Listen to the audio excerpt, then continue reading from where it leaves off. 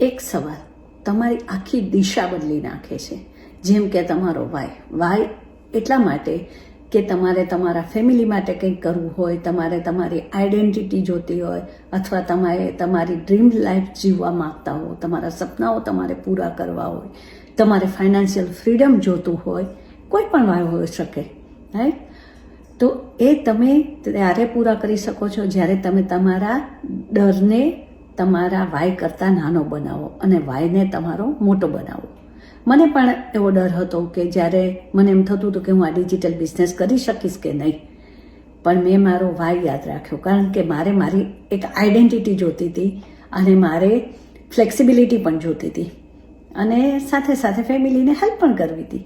તો આ બધું જ મને મારા ઓનલાઈન ડિજિટલ બિઝનેસે આપ્યું અને મને એ પણ શીખવાડ્યું કે તમે તમારા કોન્ફિડન્સ લેવલ કઈ રીતે વધારો છો, કઈ રીતે તમે સ્ટેપ બાય સ્ટેપ જીવનમાં આગળ આવો છો, તમે તમારા સપનાઓને કઈ રીતે પૂરા કરી શકો છો, એ મારા ડિજિટલ બિઝનેસે બધું મને આપ્યું છે. જો તમે પણ તમારા વાયને સ્ટ્રોંગ રાખી અને આગળ વધવા માગતા હો અને કંઈક અલગ કરવા માગતા હો તો ચોક્કસ જ તમે મારી વેબસાઇટ chandninandi.com પર જઈ અને ત્યાં તમારું નામ ને ઈમેલ રજીસ્ટર કરો અથવા તો મને મેસેજ કરો.